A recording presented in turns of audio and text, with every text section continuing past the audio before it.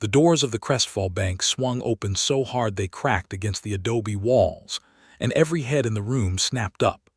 Naomi Norris stood in the doorway with dust on her boots and fire in her dark eyes, her deputy's badge catching the morning light like a thrown knife. Behind her, the sun blazed over the rooftops of Crestfall, New Mexico territory, the year 1882 pressing down on everything like a boot heel on dry earth. Monroe Fletcher, deputy of Crestfall County, stepped in right behind her, his hand resting easy on the handle of his Colt, not drawing, just reminding.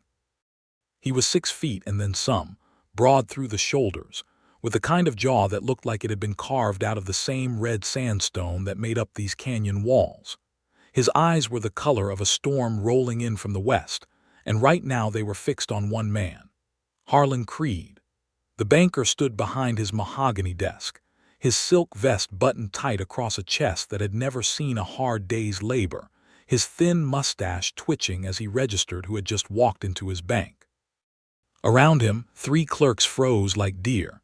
2 customers pressed back against the far wall. "Miss Norris," Harlan said carefully, using the miss with deliberate condescension, ignoring the badge entirely. "This is a place of business." Naomi walked forward with measured steps, her boots ringing against the hardwood floor, pulling a folded sheaf of documents from the satchel at her hip. She slapped them on his desk so hard the inkwell jumped. "Harlan Creed," she said, loud enough for every soul in that room to hear, her voice carrying the controlled fury of someone who had practiced this moment in her mind for 3 sleepless nights. "That foreclosure notice was filed fraudulently, and I can prove it." The silence that followed was absolute. Even the ticking of the grandfather clock in the corner seemed to pause. Harlan looked down at the documents, then back up at Naomi. A smile spread across his face, the kind of smile that belonged on a fox standing over a chicken coop. "Deputy Norris," he said, "I don't know what nonsense you've dragged in here, but the courts have ruled, and the courts ruled based on forged signatures," Naomi said, and she did not flinch. "The deed transfer you recorded on March 4th shows my mother's name signed on a line that she never touched, because she was lying in the undertaker's parlor on March 3rd. She was dead, Harlan. She was dead when you claimed she sold you that land." Monroe watched the blood drain from Harlan's face the way water drains from a broken trough. He watched the banker's eyes dart to the back door. He watched the moment Harlan Creed realized that the trap had closed. And Monroe Fletcher felt something tighten in his chest that had nothing to do with the legal matter at hand. It had everything to do with Naomi.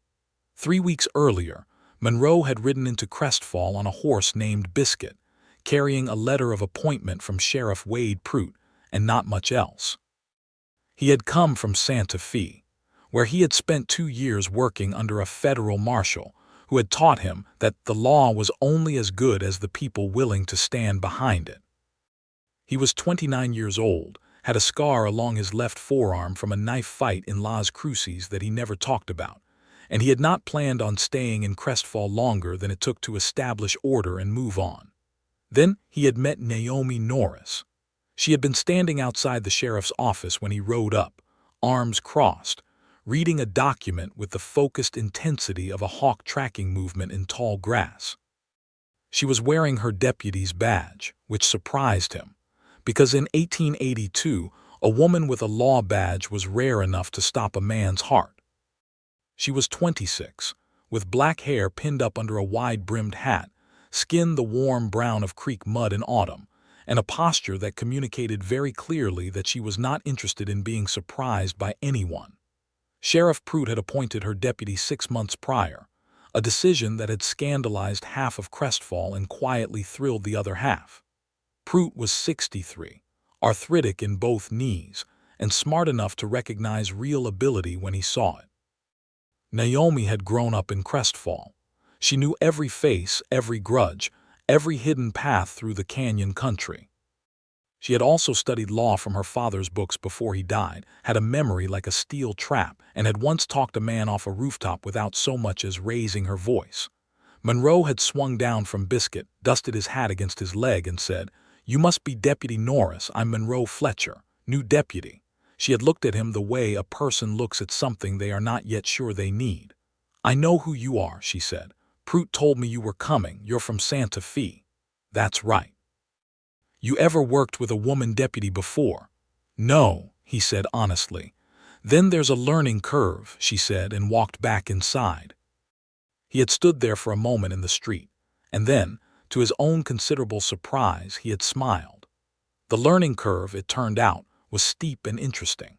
In the first week, they had worked a cattle dispute between two ranchers who had been one wrong word away from a shooting. Naomi had handled it by knowing exactly who had moved which fence post 3 summers ago and why, producing a survey map from memory that settled the matter before Monroe had even finished his coffee. He had watched her work with a growing respect that he did not bother to hide, because Naomi Norris was the kind of person who saw through people easily enough that pretense was a waste of time. In the second week, they had ridden out together to chase down a pair of horse thieves who had made the mistake of taking animals from the Delgado family's ranch. The chase had taken them through the canyon country east of town, and it was during the long hours of riding that they had begun to truly talk. Not about the job, but about the things underneath the job. The reasons people did what they did. The weight of wearing a badge in a territory where the law was still figuring out what it meant. Monroe had told her about Santa Fe, about the federal marshal he had served under, a man named Calloway who had been brilliant and exhausting and demanding in the very best way. He told her about the case that had defined his thinking about justice, a land dispute in which a widow had lost her homestead because of paperwork she could not read, signed away by a man who had no right to claim her signature. Naomi had listened carefully, watching the canyon walls scroll past in the long golden light of late afternoon. Then she had said, "That happened here, or it's happening here. I just found out." He had looked at her. "Tell me." And she had, over the miles back to town, told him about her mother. Eliza Norris had come to New Mexico territory 20 years before, a free woman from Tennessee who had built a life in Crestfall with determination and very little help from anyone. She had married a man named Daniel Norris, who had filed a homestead claim on 40 acres in the valley south of town, land that he worked with Eliza until he died of fever in 1874. After Daniel's death, Eliza had continued to work the land, raised Naomi there, and paid her taxes faithfully for 8 years. Then Eliza had fallen ill in late February of 1882. Lung fever. She had been sick for 3 weeks and died on the 3rd day of March. Naomi had been with her when she passed. The undertaker, a man named Gibbs, had recorded the time and date. 1 week later, a foreclosure notice had appeared on the 40 acres, claiming that Eliza Norris had sold the property to the Crestfall Territorial Land Company on March 4th, 1 day after her death. The sale document bore what appeared to be Eliza's signature, notarized by a man named Aldous Peak, who worked as a clerk for Harlan Creed's bank. Naomi had stared at that document for 1 long minute, and then walked straight to the county recorder's office, where she had discovered that the deed transfer had indeed been filed, that the Crestfall Territorial Land Company was registered at the same address as Creed's bank, and that Harlan Creed had already begun proceedings to sell the 40 acres to a cattle consortium from Texas at a price that was 4 times what he claimed to have paid Eliza for it. "He forged her signature," Naomi said, as they rode back into Crestfall in the gathering dark. "He forged it after she died. He had Aldous Peak notarize a document that he knew was fraudulent. And he did it because that land sits right in the middle of the only reliable water route between the eastern grazing range and the Pecos River, and the Texas men will pay a fortune for it." Monroe had not spoken immediately. He had thought about it, because he was the kind of man who thought before he spoke, and because he could feel the weight of what she was carrying, the grief of a daughter, the fury of a woman who knew the law and had just watched it be used against everything she loved. "We can prove it," he said finally. "We can try," she said. "But Creed has money and connections and a judge in Santa Fe who owes him favors. I need something airtight." "Then we make it airtight," Monroe said.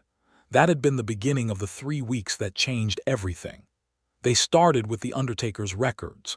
Gibbs was a meticulous man who kept his ledgers in triplicate, a habit he had developed after a fire once destroyed his documentation. He provided them with the official death record for Eliza Norris, time-stamped to 4 in the afternoon on March 3rd, witnessed by himself, his assistant, and Naomi. That document was legal, clean, and undeniable. Then they went to Aldous Peak. Peak was a small, nervous man of 32 who chewed the end of his pen when he was anxious, and who had, in Monroe's assessment, the look of someone who had done something he could not take back and was waiting every day to be found out. Monroe and Naomi showed up at his house on a Tuesday evening when Creed would not be watching. They sat at his kitchen table. Naomi put the forged deed on the table between them. "You notarized this," she said. Peak looked at it like it was a snake. "I did my job," he said. "You notarized a signature from a dead woman," Monroe said. His voice was quiet and conversational, which somehow made it worse. "That's forgery, Mr. Peak. It's also fraud. It's also conspiracy. We're looking at federal territory crimes." Peak's pen chewing intensified. "Here's what I know about you," Naomi said, and Monroe watched her lean forward with that careful, precise energy she brought to everything, the same energy that made her one of the most effective people he had ever worked with. "You have a wife and 2 daughters here in Crestfall. Your mother lives with you. You have never been in trouble with the law in your life. Harlan Creed gave you money to look the other way on a date that you knew was wrong, and you took it because you needed it. And now you are sitting in this kitchen wondering how long before it catches up with you." Peak's eyes had filled with something that was not quite tears. "It caught up with you tonight," Naomi continued, not unkindly. "But you still have a choice. You can protect a man who will let you hang alone the moment it serves him, or you can tell us everything you know and cooperate with a proper investigation." Peak broke within 20 minutes. He told them that Creed had come to him on the evening of March 3rd, hours after Eliza's death, with the deed already filled out and Eliza's name already written in. He said Creed had told him it was a pre-signed document, that Eliza had signed it 2 weeks earlier and dated it wrong. Peak had known it was a lie. He had taken $40 and stamped his notarial seal and tried not to think about it. He wrote all of it out in a signed statement, which Monroe witnessed and which they took straight to Sheriff Prout. Prout read it twice, set it down on his desk, and said, "Creed is going to come after both of you." "He's welcome to try," Naomi said. It was Monroe who then spent 3 days riding to the county seat in Las Cruces, where he tracked down the county recorder who had accepted the deed filing. The recorder, a man named Bartholomew Oates, had simply processed what was presented to him, which was not itself a crime, but Monroe dug through the filing records and found something additional. There was a second document in the file, a witness affidavit claiming that one Rufus Gaines had been present at the signing of the deed by Eliza Norris. Monroe found Rufus Gaines living in a boarding house in Las Cruces. When Monroe showed him the affidavit bearing his name, Gaines looked genuinely baffled. He had never been to Crestfall. He had never met anyone named Eliza Norris. His signature, like hers, was entirely fabricated. Rufus Gaines was happy to sign his own affidavit to that effect. Monroe rode back to Crestfall with the evidence package complete: the death record, Peak's confession, the forged deed, and Gaines' affidavit. It was late at night when he arrived. The town was quiet, the kind of quiet that holds its breath. He put Biscuit in the livery, walked to the sheriff's office, and found Naomi still awake, sitting at the desk with a lamp burning and a cup of cold coffee at her elbow, reviewing legal statutes from a thick volume she had borrowed from the traveling circuit judge. She looked up when he came in, and the relief on her face was so open and unguarded that it hit him somewhere deep. "Did you get it?" she asked. He pulled out the documents and spread them on the desk between them. "All of it," he said. "It's airtight." She looked through every page and her hands were steady, but he could see the slight trembling in her jaw, the effort it took to hold herself together when what she was looking at was the proof of the theft of her mother's land and the proof that justice could still be done. When she reached the last page, she pressed her hands flat on the desk and closed her eyes for a moment. "Thank you," she said when she opened them. "Monroe, thank you." It was the first time she had used his given name. They had been working together for nearly 3 weeks, and it had always been Fletcher or Deputy Fletcher, and he had called her Norris or Deputy Norris, the professional distance maintained between them with the careful precision of two people who were very aware of what would happen if that distance closed. "Naomi," he said, and her name in his mouth felt like something he had been holding back. She looked at him across the lamplight and the spread of evidence and the weight of what they had built together, and neither of them moved for a long-held moment. "We go to the bank in the morning," she said, and her voice was a little rougher than it had been. "In the morning," he agreed. He did not leave the office for another hour. They sat across from each other at the desk, drinking the cold coffee because neither of them wanted to be the one to say good night, and they talked about everything except what was happening between them. They talked about the law, about what came after the confrontation, about whether Peak would need protection, about how long it would take to restore the deed to Naomi's name. They talked about what she would do with the land. She said she had not let herself think about that yet, because thinking about the land as hers again felt too much like hope, and hope before the fight was over felt dangerous. "You can think about it," Monroe said. "It doesn't jinx anything." "You don't know that," she said, with a small smile that she tried to hide but did not entirely manage. "I'm from Santa Fe," he said. "We know everything." She laughed, and it was the first time he had heard her really laugh, and it was low and genuine, and it rearranged something inside him permanently. When he finally stood to leave, they were both aware of how late it had gotten. The lamp was burning low. Through the office window, the street of Crestfall lay quiet and silver under a full moon. He picked up his hat from the rack. She walked him to the door. They stood in the doorway for a moment, closer than usual, not touching, but the space between them felt alive in a way that made the hair stand up on Monroe's arms. "I'll be here at 7, he said. "I'll be here at 6:30, she said. "Of course you will," he said. He walked out into the moonlit street, and he did not look back, because if he looked back and she was still watching him from the doorway, he was not going to be able to walk away. She was still watching from the doorway. He kept walking. So the next morning they had gone to the bank together, and now they were here in the bright dust of confrontation, and Harlan Creed was looking at the documents spread on his mahogany desk with the expression of a man watching a wall fall toward him. "These are," Creed started. "These are a death record dated March 3rd, Naomi said, pointing to each document in turn. "This is a signed confession from your clerk Aldous Peak, describing how you brought him a pre-forged deed on the night of March 3rd and paid him $40 to stamp his notarial seal on it.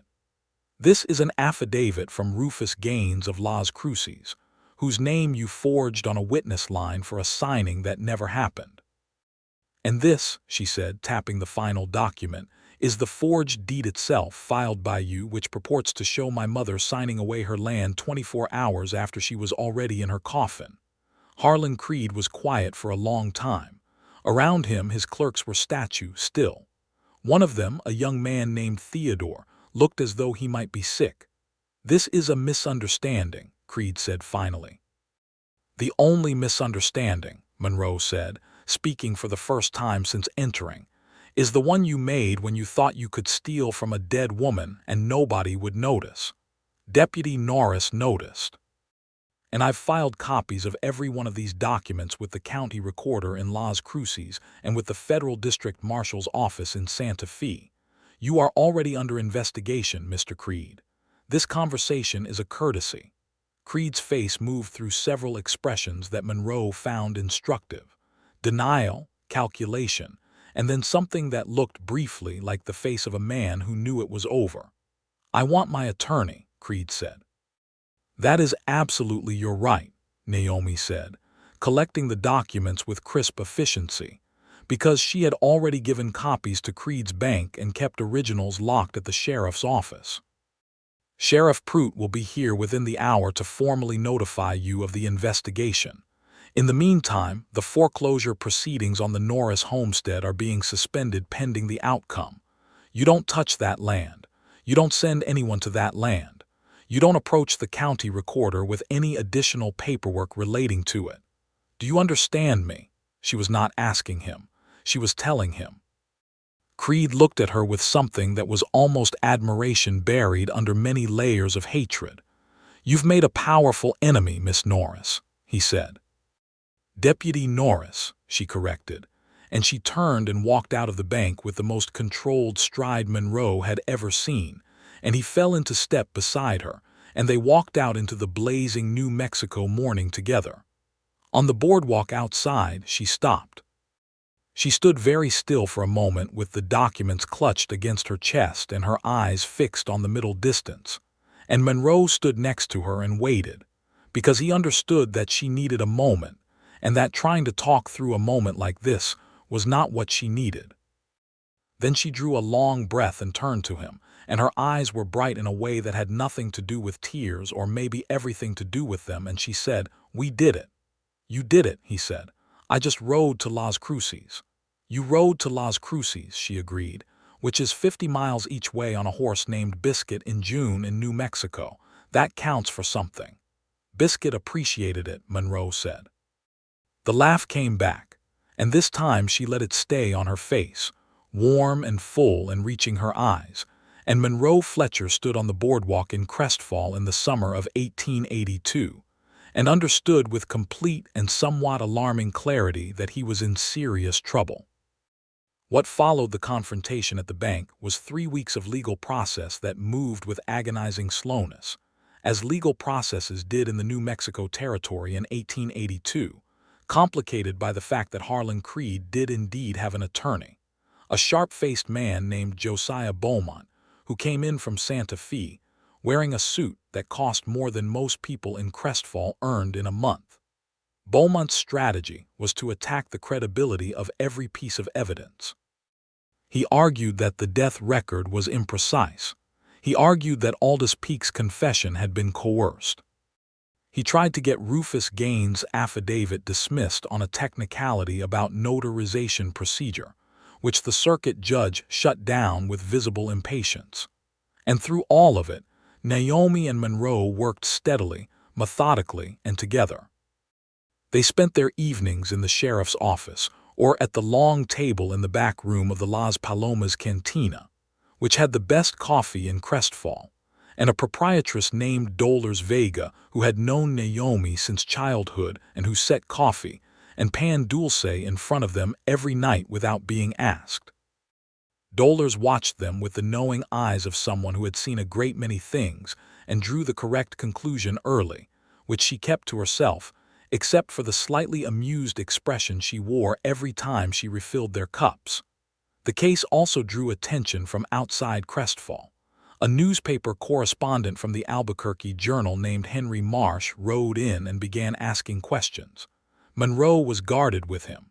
Naomi was careful. But when Marsh published his first article about the case, headlined "Dead Woman's Signature Rises from the Grave to Sign Away Land in Crestfall Fraud Scheme," the story spread, and the result was that the federal district marshal's office in Santa Fe sent an agent named Foster to observe the proceedings. Agent Foster was a lean, careful man who said very little and took many notes. His presence made Creed's attorney noticeably more nervous, which Monroe thought was a fine development. Meanwhile, the relationship between Monroe and Naomi was doing something complicated, and neither of them was addressing it directly, because they were both too busy and possibly too stubborn, and definitely too aware of how much they depended on each other professionally to risk appending it. But there were moments. There was the evening when they had been reviewing documents for 4 hours, and Naomi had leaned back in her chair and stretched her arms above her head with her eyes closed, and Monroe had watched the lamplight move across her face and could not look away until she opened her eyes and caught him looking, and neither of them said anything, and somehow that was worse than if they had. There was the afternoon they walked out to the Norris homestead together, the 40 acres in the valley south of town, to check that Creed had respected the suspension order and not sent anyone onto the property. The land was green from the last rain, the grass long and the cottonwood trees along the creek throwing good shade. Naomi walked slowly through the grass, and Monroe walked beside her, and she told him about growing up there, about her father who had died when she was 18 and her mother who had kept everything going, about the particular way the light fell on the canyon wall at sunset, and how she had lain in that grass as a child and looked at the sky and felt completely safe. "I haven't felt that since my mother got sick," she said, standing by the creek, turning a smooth stone over in her hand. Monroe stood close enough that the sleeve of his shirt brushed her arm. "You'll feel it again," he said, "when this is over and the land is yours again." She looked at the stone and then at him. "What happens when this is over?" she asked, and the question had more layers than the 4 words could hold. "I don't know," he said honestly. "I'm still figuring out if I'm the kind of man who stays." "Are you?" she asked. He looked out at the creek, at the cottonwoods, at the late afternoon light painting the canyon walls the color of embers. "I'm starting to think I might be," he said. She nodded once, carefully, and dropped the stone into the creek where it made a small, clean sound, and they walked back to town without saying anything else. But something had shifted in the air between them, settled into a lower register, the way weather changes before a storm that turns out to be just rain. The legal proceedings reached their resolution on a Wednesday in early July, when the circuit judge convened a formal hearing in Crestfall's makeshift courtroom, which was the largest room in the hotel, cleared of its furniture and fitted with benches brought over from the church. The room was packed. Half of Crestfall had come to watch, including Dolores Vega, who had closed the cantina for the first time in 11 years, and Aldous Peak, who sat in the back with his wife and looked as though he was actively praying, and Agent Foster from the federal marshal's office, who had his notebook out. Josiah Beaumont made his arguments with considerable polish. He questioned Peak's motivation. He argued document ambiguity. He suggested that the death record timestamp was imprecise enough to allow that Eliza might have signed on the morning of March 3rd before her death in the afternoon. Naomi addressed this directly when the judge invited her to speak. She stood without notes because she had committed everything to memory. "Your Honor," she said, "the death record shows my mother passing at 4 in the afternoon. The notarized deed shows her signature executed at 9 in the morning of the same day, which was the only window Mr. Beaumont's argument requires. However, I have a sworn statement from Dr. Emmett Carlson, the only physician in Crestfall, who attended my mother from the morning of March 2nd onward. Dr. Carlson states that by 9 in the morning on March 3rd, my mother was unconscious. She had been unconscious since the previous evening. She did not speak, she did not respond, and she was not capable of signing any document whatsoever.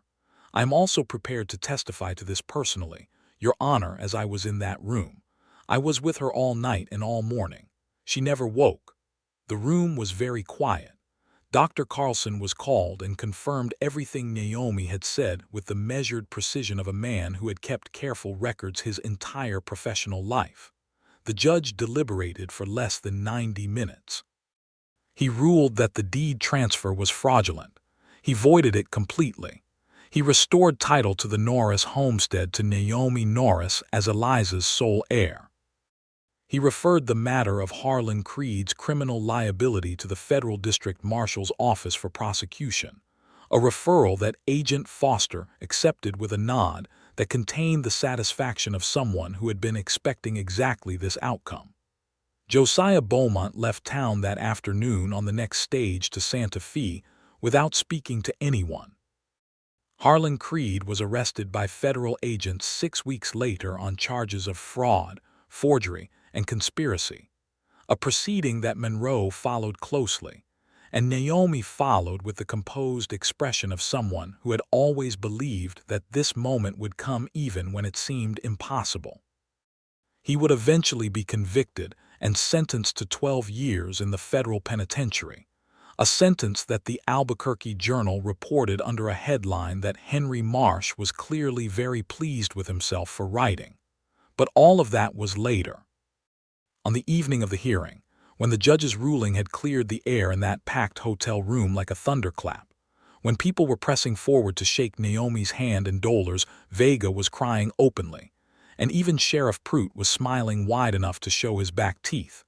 Monroe Fletcher stood a little back from the crowd and watched Naomi receive all of it, the congratulations and the relief and the justice of it, and he felt something in him settle like stones coming to rest at the bottom of still water. When the crowd thinned, she found him. She walked through the remaining knot of people, and they parted for her, and she came to stand in front of him, and she looked up at him with her badge catching the lamplight and her eyes full of everything she felt. "We should go to the cantina," she said. "Absolutely," he said. Dollar's had known they were coming. The table in the back was ready, with the good coffee and 2 small glasses of mezcal that Dollar's did not normally serve before sunset, set there in acknowledgement of something exceptional. Monroe and Naomi sat down, and they drank the mezcal slowly, and they looked at each other across the small table. "I owe you more than I can calculate," Naomi said. "You owe me nothing," Monroe said. "This was the job." "No," she said. "The job was keeping order in Crestfall. What you did in Las Cruces, the writing, the record searching, the affidavit, Rufus Gaines, all of that, you went beyond the job. You went beyond because you believed me." "I believed you from the first conversation we had on horseback," he said. "It wasn't a hard decision." "Most people don't believe me that quickly," she said.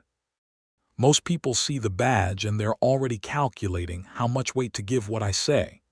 That's their failure of intelligence," Monroe said. She studied him across the table, and he let her look, because he had learned that Naomi looked at things carefully and completely, and that being examined by her was not a comfortable experience if you had anything to hide. But he did not have anything to hide from her, which was its own kind of extraordinary thing.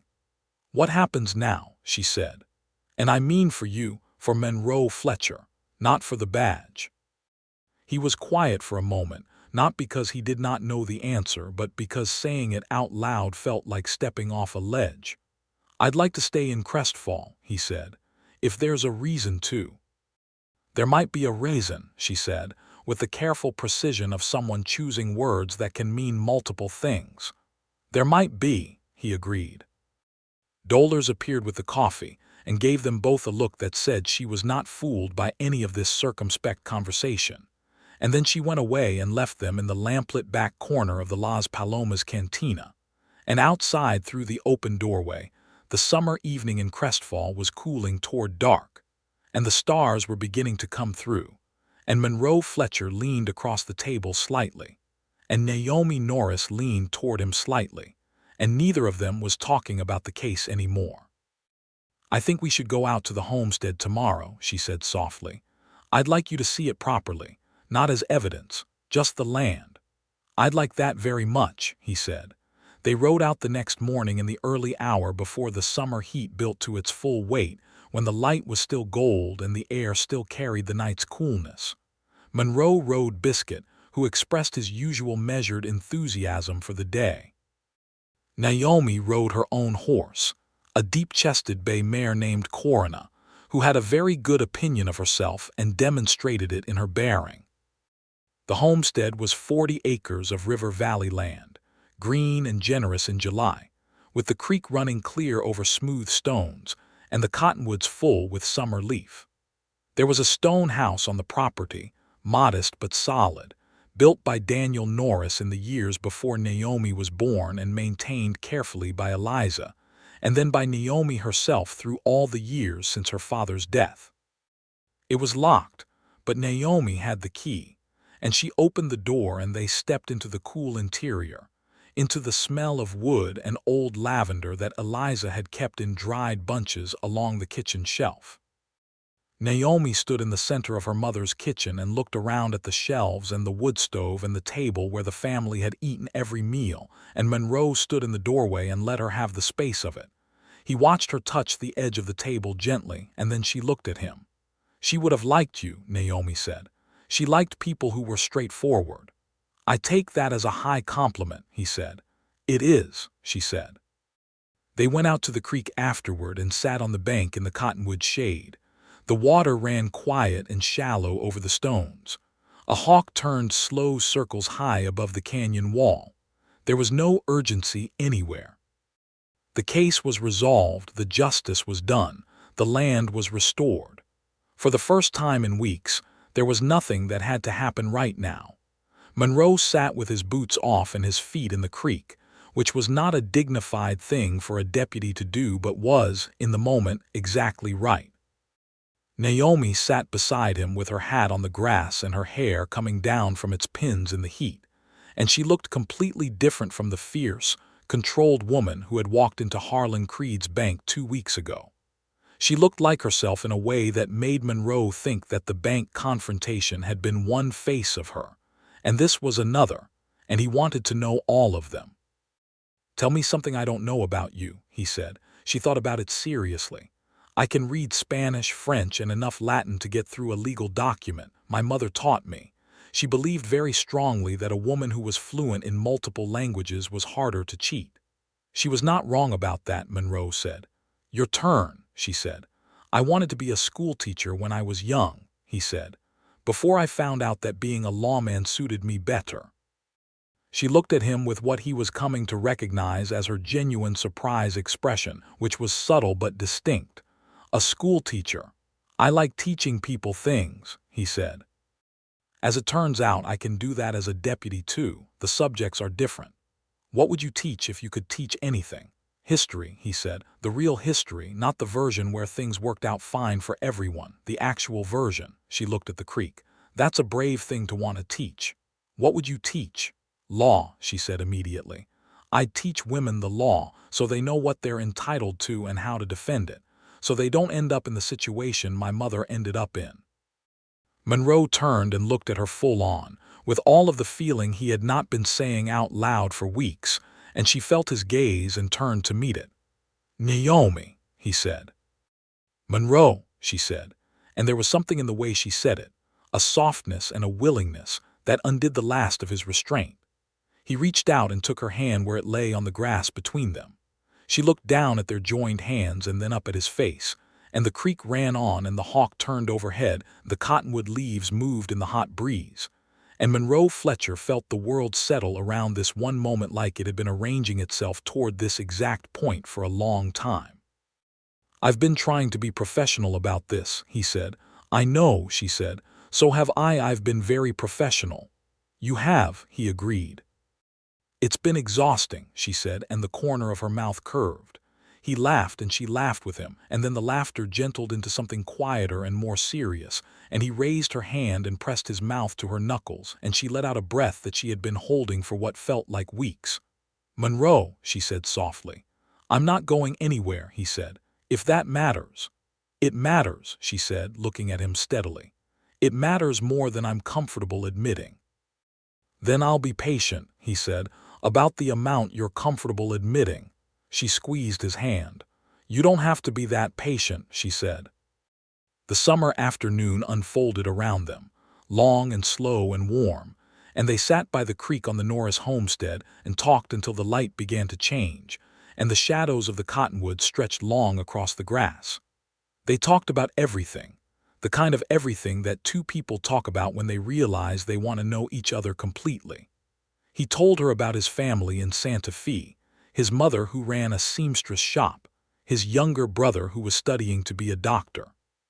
She told him about growing up on the homestead, about learning to ride before she could read, about the first time she had walked into the sheriff's office years ago and asked to be considered for a position and been laughed at, and how she had walked back in 2 years later when Prout needed someone and had not asked this time but had simply demonstrated that she was the most qualified person available.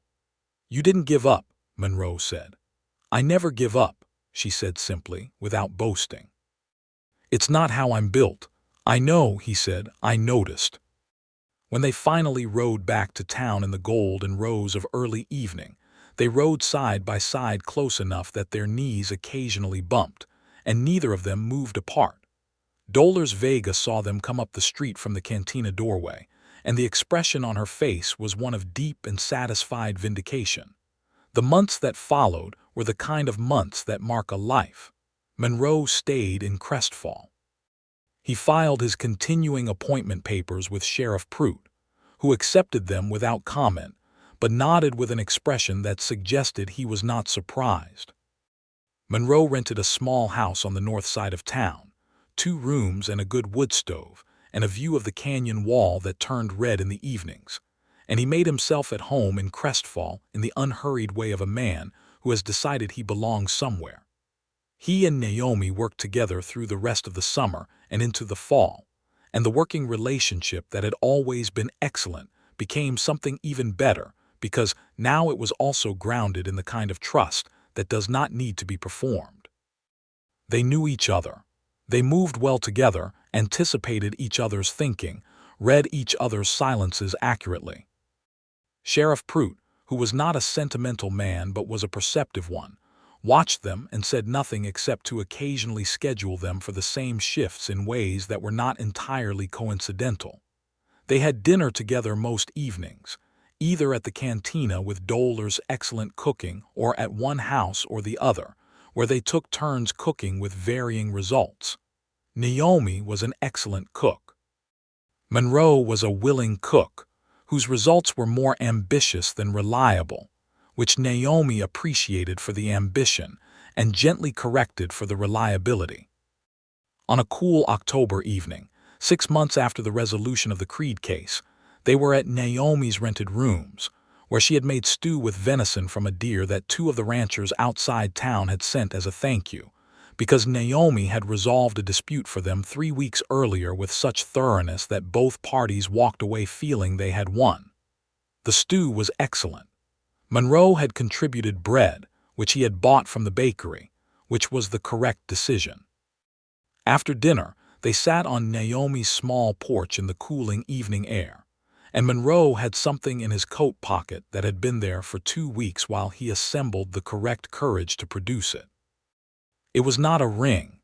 He had wanted to be practical about this, because Naomi was a practical person who he suspected would find the symbol less important than the substance, and so what he produced from his coat pocket was a document neatly folded which he handed to her. She looked at him, then unfolded it. It was a deed, one he had quietly commissioned from the county surveyor. It showed the Norris homestead, legally Naomi's, and on the back he had written in his careful handwriting a proposal. She read it in the lamplight coming through the window, and her expression moved through several things that Monroe watched carefully. "This is a property document with a marriage proposal written on the back of it," she said. "Yes," he said. "That is possibly the most you thing you have ever done," she said. "Is that a yes?" he said. She looked at him and she was smiling in the full way that she reserved for moments of genuine feeling, and she said, "Monroe Fletcher, that is absolutely a yes." He took her hand. "I want to be clear," he said. "I'm not just marrying you, I'm marrying into everything that goes with you, the badge, the land. The arguing about legal statutes, all of it. Good," she said, "because all of it is not negotiable." "I know," he said. "That's not a problem, it's one of my favorite things about you." They were married in December of 1882 at the Crestfall Church, a small adobe building that held 30 people tightly, and which on that day held 45, because the whole town wanted to come, and Sheriff Prout was not going to tell anyone to leave. Doller's Vega brought food for the reception, which she insisted was her gift, and which was extraordinary enough that people talked about it for months.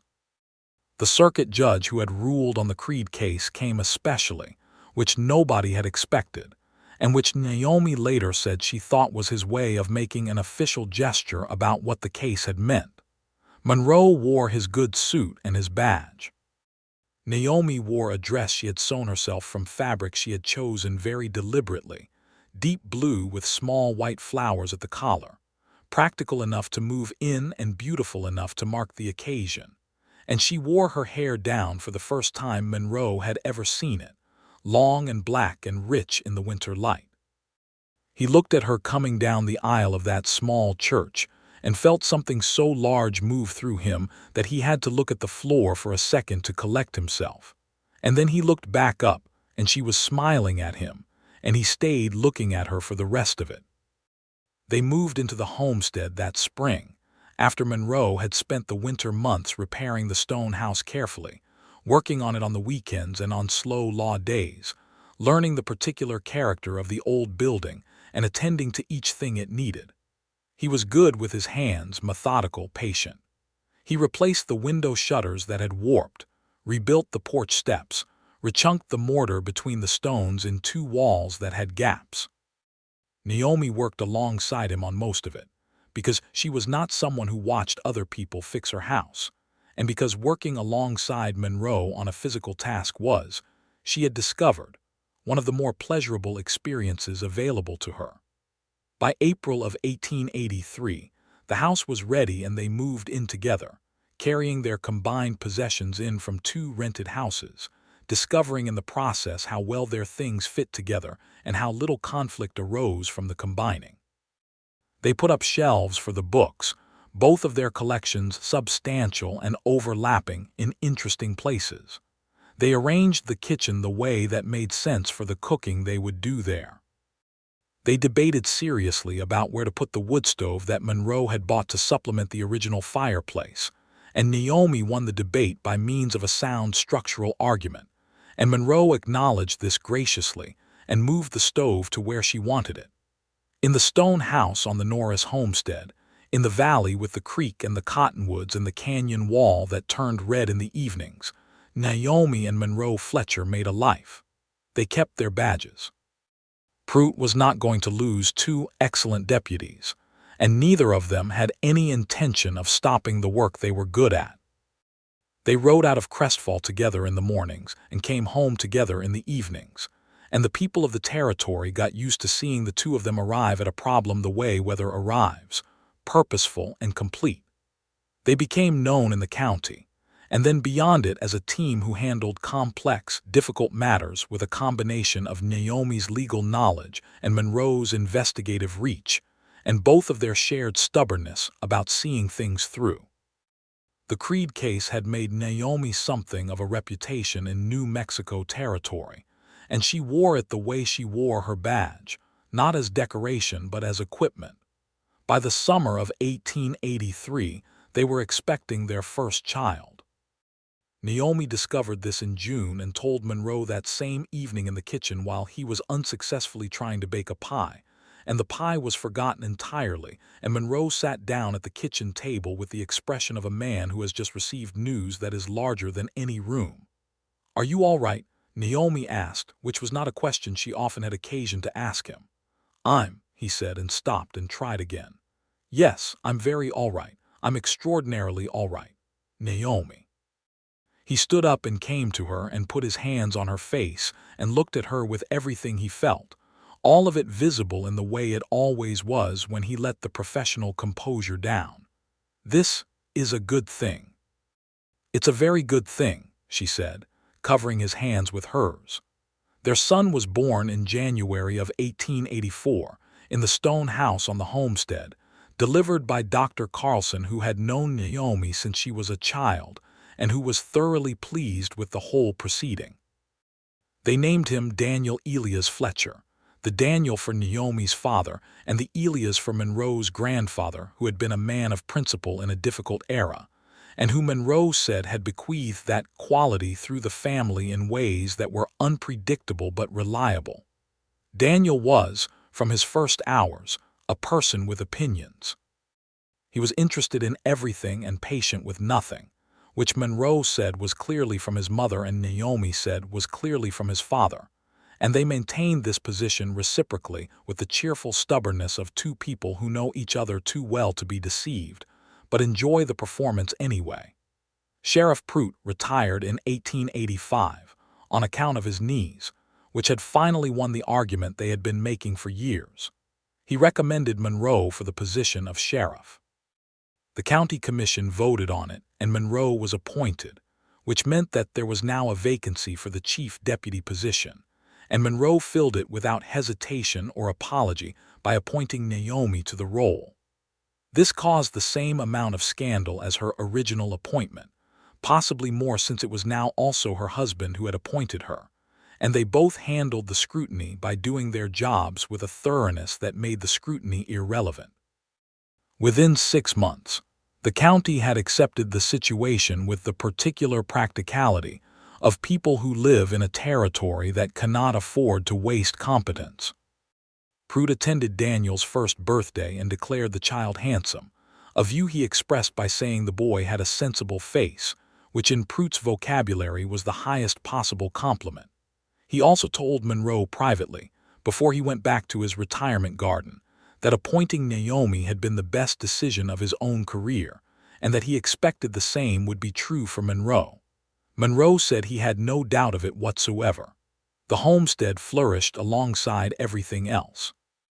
Naomi put the 40 acres to work the way her mother had always intended, running a small cattle operation on the grazing portions and keeping the Creek Valley land in hay, which she sold to the ranches around Crestfall at a fair price that made her a reliable supplier and gave the homestead genuine income. Monroe rode out with her on the weekends when they were not on duty, and he had come to love that land with the particular attachment of a man who had not been born to it but had chosen it, which might be the deepest kind of attachment. They planted a kitchen garden along the south wall of the house, Naomi's project, which she approached with the same systematic thoroughness she applied to legal documents, planting in carefully considered rows with detailed records of what she planted where and when, so that she could improve each season. Monroe contributed to the garden by being willing to dig things when directed, and by his genuine enthusiasm for the eating that resulted. The cottonwood trees along the creek put on their late summer gold in 1885, the year Daniel took his first steps in the kitchen, reaching from the table leg to his father's knee, with the wobbling determination of someone who has decided that walking is worth attempting right now regardless of evidence of readiness. Monroe caught him when he toppled and held him up, and Daniel made the sound he made when he was pleased with himself, which was a very specific sound, and Naomi was in the doorway watching, and the late afternoon light was coming in gold through the windows, and Monroe looked up at her over their son's head, and the look between them was the kind that has no words attached to it. Agent Foster from the Federal Marshal's office came through Crestfall twice in 1885 and 1886, following up on the extended Creed prosecution, and a related matter involving the Crestfall Territorial Land Company's other land dealings, which turned out to be considerable. Monroe handled these visits in his capacity as sheriff, with the cooperation that the federal investigation required, and with the additional pleasure of knowing that what he and Naomi had built in 1882 was the foundation that all of it rested on. Naomi spent time each spring and fall traveling to the county seat to maintain their standing in the legal proceedings. On one of these trips in the spring of 1886, she brought Monroe with her and they made a proper visit of it, staying 3 days, seeing the court proceedings through, and eating dinner at a restaurant that was a significant improvement over anything available in Crestfall, and walking in the evening along the Rio Grande in the warm southwestern spring. On one of those evenings, walking along the river in the spring light, Naomi told Monroe that they were expecting again. He had learned from the first time. He did not sit down. He stopped walking and turned to her and smiled, and it was the kind of smile that started in the eyes before it reached the mouth, the slow, complete smile that she had come to regard as the most beautiful thing she had ever seen in her life. When, he asked. September, she said. Daniel will be, he calculated, 2.5. Yes, she said. He'll manage, Monroe said. He's resourceful. He is entirely too resourceful, Naomi said.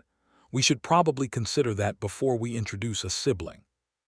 I think the sibling will be good for him, Monroe said. Teach him that the world is not entirely organized around his preferences. It mostly is, Naomi said. Have you noticed? That is our fault, Monroe said, with the honest acknowledgement of a man who has been as comprehensively manipulated by a 2-year-old as anyone else. Their second child, a boy they named James Solomon Fletcher, was born in September of 1886, 3 weeks early and in a hurry, as though he had somewhere to be. Dr. Carlson said he was healthy and that early arrivals in robust families were often the strongest, which was his way of being reassuring while also being medically honest. James had his father's eyes and his mother's expression, which was a combination that Monroe found both deeply familiar and slightly unnerving. Even at 2 weeks old, James looked at things with an assessing quality that suggested he was already forming opinions. Daniel, at 2.5, regarded his brother with the combined suspicion and fascination of someone confronted with a new category of thing. Within a month, he had decided that James was interesting and worth paying attention to, and within 3 months, he had developed a proprietary pride in his brother that expressed itself as following James around and alerting anyone nearby to whatever James was doing. The homestead was full, and the house was full, and Monroe Fletcher had become something he had not entirely predicted when he rode into Crestfall on Biscuit 3 years earlier, which was a man who had found the exact right place in the exact right life. He still wore his badge every day, and Naomi wore hers, and they still rode out together when the work required it, still sat across from each other at the end of the day with coffee and conversation, still argued about legal questions with the passionate engagement of two people who care deeply about the same things. The arguing, Monroe had discovered early, was one of his favorite things. Naomi was a meticulous thinker who did not give ground without being genuinely persuaded, and being genuinely persuaded by her required doing better thinking than Monroe had ever had to do before, which made him better at his job and better at everything, and which gave their conversations a quality of true engagement that he found more satisfying than easy agreement would ever have been. She was the same. She had told him once, in the kitchen on a winter evening when they had been deep in a discussion about a land rights question involving a family on the east side of the county, that arguing with him was the most intellectually alive she had felt in years, because he pushed her to find the bedrock of her positions and not just the surface. "That might be the most romantic thing anyone has ever said to me," he said. "You're a specific kind of person," she said. "Apparently," he said. "Apparently so are you." She had thrown her dish towel at him, which he caught, and they had laughed there in the warm winter kitchen with the boys asleep, and the fire in the wood stove and the stone house settled around them, and it was one of those moments that does not announce itself as significant but which Monroe filed in the part of his memory reserved for things he would not let go of. By 1887, the Creed case was fully resolved. Harlan Creed's conviction was upheld on appeal, his sentence confirmed at 12 years. Aldous Peake, who had cooperated fully with the prosecution, received a suspended sentence and was required to make restitution from his savings, which reduced the $40 he had taken to a considerably larger moral debt, but left him with his freedom and his family. He left Crestfall and went to live in Albuquerque, where he found work as a bookkeeper, and as far as anyone could determine, conducted himself with complete honesty for the rest of his life. The Crestfall Territorial Land Company was formally dissolved, its remaining assets ordered liquidated, with a portion of the proceeds going to other landowners who had been defrauded by Creed's schemes, several of whom came forward once the original case made the news. Naomi was appointed to the committee overseeing the distribution, which she handled with a thoroughness that satisfied everyone and which took most of her evenings for 4 months, during which Monroe managed the household with a competence that surprised nobody who knew him, and which both boys found instructive. In the fall of 1887, a woman named Clara Whitmore arrived in Crestfall. She was a widow from Arizona Territory, 40 years old, practical and direct, who had come to Crestfall specifically because she had read about Naomi's case and wanted to consult with the woman who had successfully contested a fraudulent land document in court. She had her own situation, a boundary dispute with a mining company that was attempting to claim mineral rights on her homestead through paperwork she suspected was not legitimate.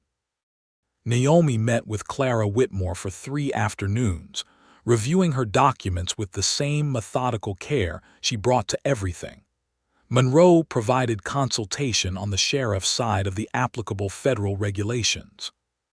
By the end of the 3 afternoons, they had identified 2 critical flaws in the mining company's paperwork, and Clara Whitmore had a clear path to contesting it, which she pursued successfully the following year with a lawyer from Santa Fe that Naomi recommended. Clara Whitmore was not the last person to come to Crestfall looking for Naomi's expertise. Over the years, there were others, women mostly, who had heard about the deputy who had gone into a bank with evidence and walked out with justice. Naomi handled each situation as carefully as she could within her role, referring legal work to attorneys, providing information freely, and making very clear that what she had done in 1882 had been possible because she had known the law and had understood that proof was everything. She began to talk seriously, in the evenings, about the idea she had mentioned to Monroe by the creek on the morning after the ruling, teaching women the law.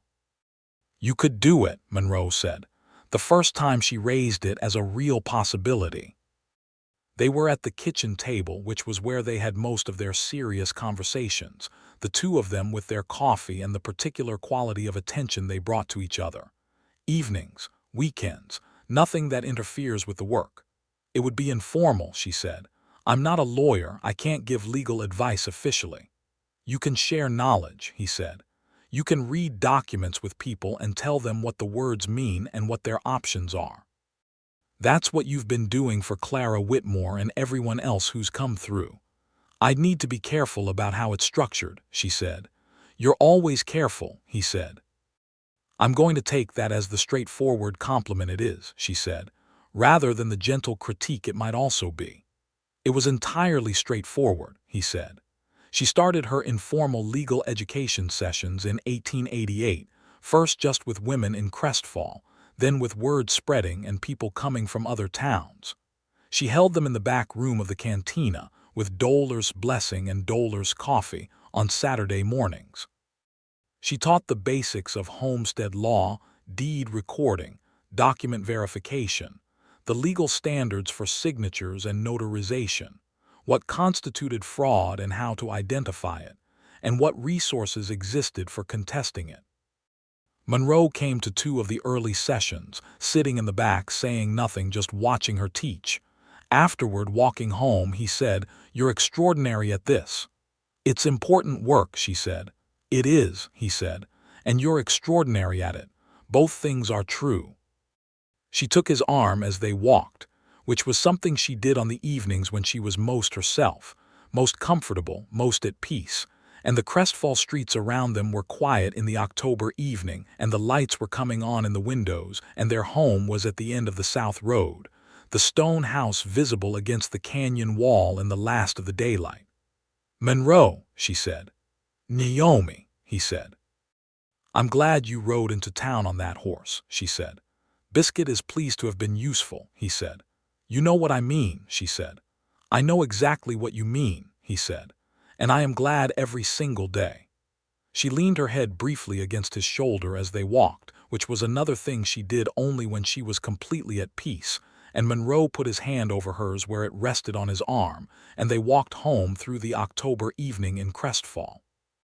Daniel was 4 years old and James was 2, and the stone house on the homestead was warm and lit, and the boys were with old Dolar's Vega, who had appointed herself grandmother by general consensus, and who kept them on Saturday evenings with the ease of someone who had a great deal of love and expressed it through feeding people. Naomi and Monroe had a quiet evening alone in the house, which was rare enough to feel like a gift. They ate dinner without small voices demanding things, and then they sat on the porch in the cooling October air with blankets and the stars coming thick overhead, and they were quiet for a long time in the way of people who have so much between them that silence is not empty but full. "I think about that morning sometimes," Naomi said, looking at the stars, "walking into the bank." "I think about it too," Monroe said. "I was so angry," she said. "Not afraid. I knew I should have been afraid." Creed had money and power, and I was walking in there with documents that could embarrass him in front of the whole territory. But I wasn't afraid. I know, Monroe said. I was watching you. You were magnificent. I was furious, she said. That too, he said. Magnificently furious. She was quiet for a moment.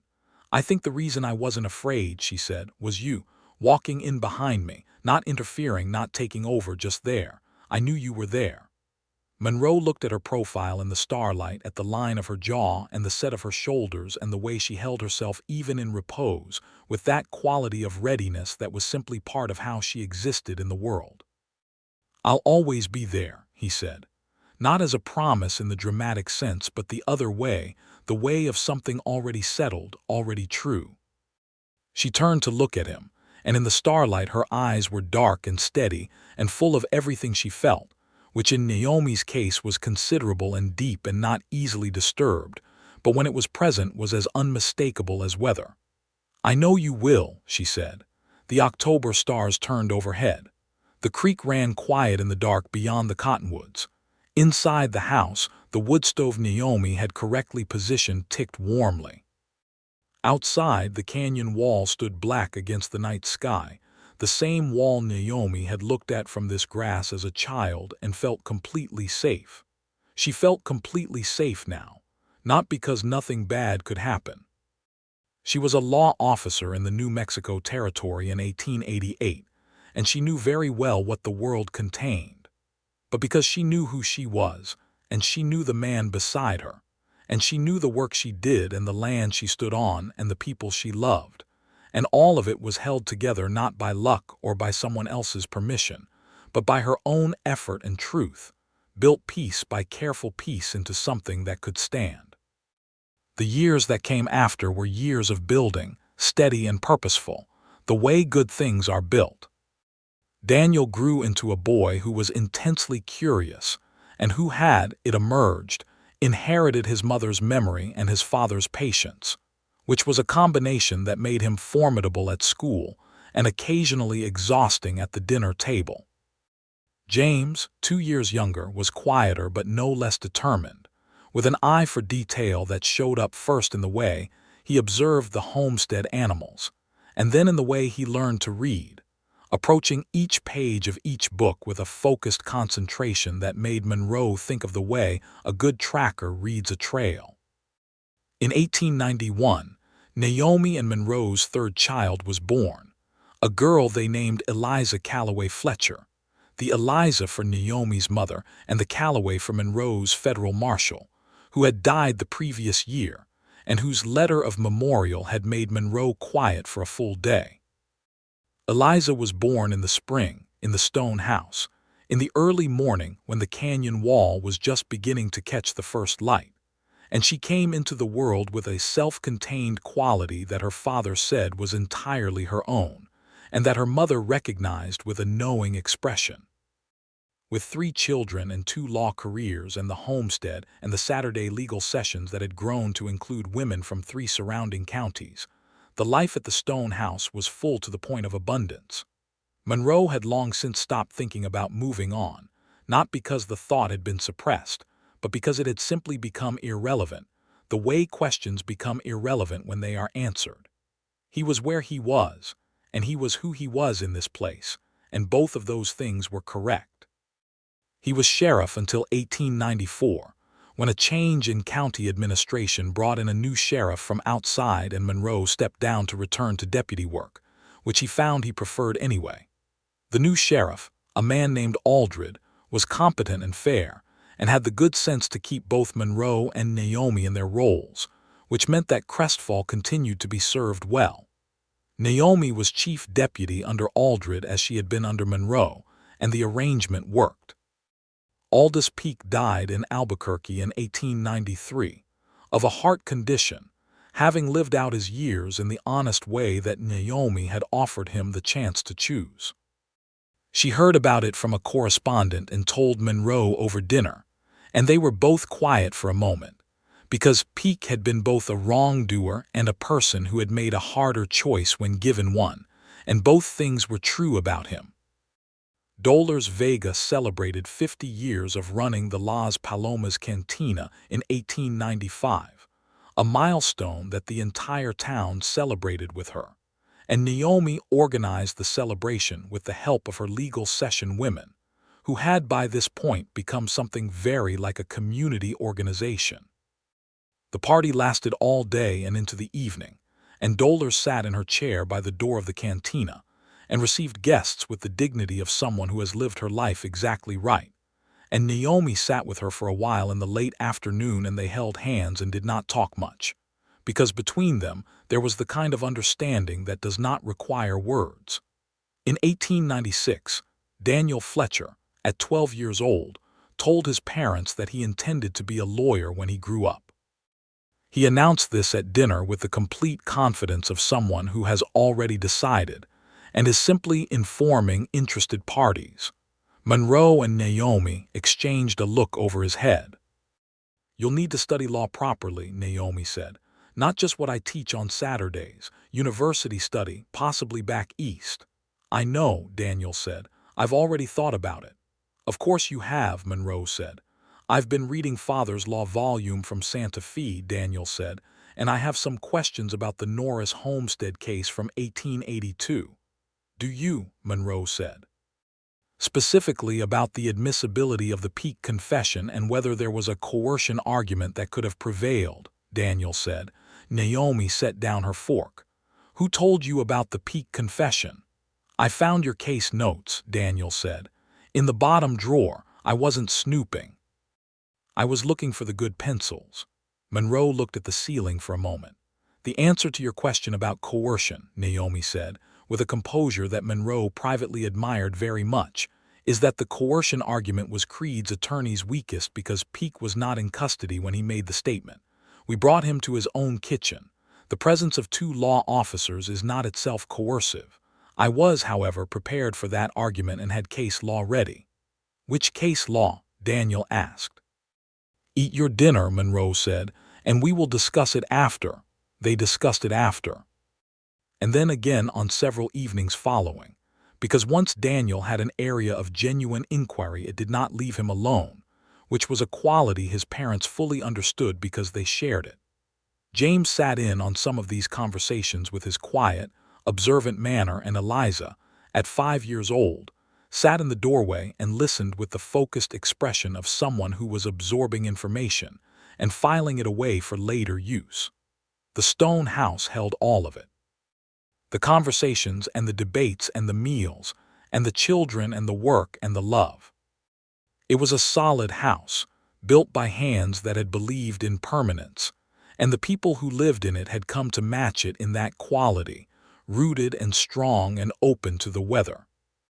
Monroe and Naomi walked out to the creek on the summer evenings when the day had cooled, the same creek where they had sat on the morning after the ruling in 1882, and they brought the children sometimes and sometimes went alone, and the cottonwood trees were larger than they had been, their trunks thicker, their shade deeper, and the water ran the same as it always had, clear and quiet over the smooth stones. On one of those evenings in the summer of 1897, Naomi and Monroe sat by the creek alone, their 3 children asleep in the house behind them, the canyon wall going red and then rose and then gray in the long western sunset. They had been talking about Daniel's plans for school, and then they had been quiet, and the quiet was the kind that held everything between them without needing to say it. 15 years, Monroe said. "This December," Naomi said. "That went by very quickly," he said. "It did not," she said. "It went by exactly right." He looked at her in the evening light, and she was the same person who had walked into that bank with fire in her eyes and proof in her hand, and a controlled fury that had been one of the most extraordinary things he had ever seen. And she was also different, because 15 years and 3 children and a life built together changes everything while leaving the essential things exactly as they were. "Do you remember what you said to me?" he said. "The first time I used your given name." "I called you Monroe," she said, "in the office after you came back from Las Cruces. And I called you Naomi," he said. "It was the first time." "I know," she said. "I remember. What did you feel?" he asked. She was quiet for a moment, looking at the creek, and then she turned to him with the honesty that had always been one of the most fundamental things about her. "I felt like someone had said my name for the first time," she said, "even though people had been saying it my whole life." He reached out and took her hand the same way he had on this same creek bank in the summer of 1882, and she turned her hand in his and held it. "Naomi," he said. "Monroe," she said. The creek ran. The canyon wall darkened. The first stars came through above the canyon rim, and the cottonwood trees stood tall in the evening, and the stone house behind them was warm with lamplight and the sleeping sounds of the children, and Naomi and Monroe Fletcher sat by the water and were home. Harlan Creed was released from the federal penitentiary in 1894, having served 12 years. He was 62, his health broken, his money gone, his connections dissolved. He did not return to Crestfall. He went to live with a sister in Missouri, and the Albuquerque Journal reported his release in a small item that noted the original case with a sentence that identified the fraud as having been discovered and prosecuted through the efforts of Deputy Naomi Norris and Deputy Monroe Fletcher of Crestfall County. Monroe read this and put the paper down. Naomi read it and folded it carefully and put it in the bottom drawer with her case notes, where Daniel would probably find it eventually. The 40 acres continued to be exactly what they were, good land in a good valley, land that had been fought for and restored and worked and lived on and loved. The cattle were healthy. The hay was cut twice a year. The kitchen garden along the south wall had grown over the years, expanded to include more varieties than Naomi's original plan, because the children had each wanted to contribute something and Monroe had advocated strongly for tomatoes. Sheriff Aldred retired in 1899, and the county commission offered Monroe the sheriff's position again. He took it, and he offered Naomi the chief deputy position again, which she accepted with the expression of someone who is pleased and is choosing not to make a production of it. Daniel, 17 now and already corresponding with a law college in St. Louis, helped his father move his things back into the sheriff's office with the cheerful efficiency of a young man who understands the symmetry of things. "You'll be good at this," Daniel said, hanging Monroe's hat on the familiar hook. "I've been good at it before," Monroe said. "I know," Daniel said. "I read the case files." "I know you did," Monroe said. They began the new century together. Naomi and Monroe, sheriff and chief deputy, husband and wife, parents of 3 extraordinary children who were each, in different ways, preparing to carry something of what they had been taught into a world that would need it. On the first morning of January 1900, Monroe and Naomi rode out together from the homestead in the winter cold, their breath and the horse's breath making white clouds in the sharp air. They rode up through the canyon country east of Crestfall, the same canyon country they had ridden through on the horse thief chase that had been one of their first real conversations, and they rode to the top of the ridge where you could see the valley spread below, the town of Crestfall in its bowl of red rock, the homestead in the valley south, the creek a line of darker green, and beyond it the great western distances that the New Mexico territory opened into without apology. They stopped their horses on the ridge and looked out at all of it. "What do you think?" Monroe said. "I think it's a very good view," Naomi said. "From the very beginning," he said, "I thought you were remarkable." "From the very beginning," she said, "I thought you were going to be trouble." "Was I?" he said. She looked at him with those steady, dark eyes, with everything they had been to each other and everything that was still between them as current and real as the day they had sat across from each other in the lamplight of the sheriff's office. "The very best kind," she said. The horses stood patient on the ridge. The January wind moved through the canyon below. The valley of Crestfall lay quiet and whole in the winter morning, and the woman who had walked into a bank with evidence and the man who had ridden 50 miles for a witness sat together on the ridge above it and looked out at the life they had made, and it was good.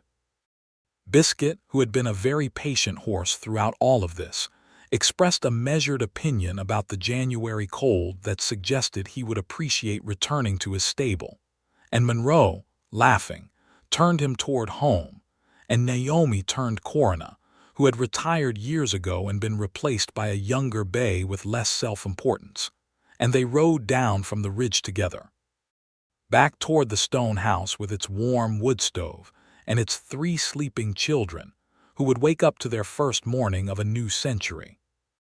Back toward the kitchen where the coffee would be made and the day would begin, back toward the legal session notes stacked on the shelf, and the case files in the bottom drawer, and the deed to 40 acres of River Valley land that bore the name Naomi Norris as original claimant and had never stopped being hers.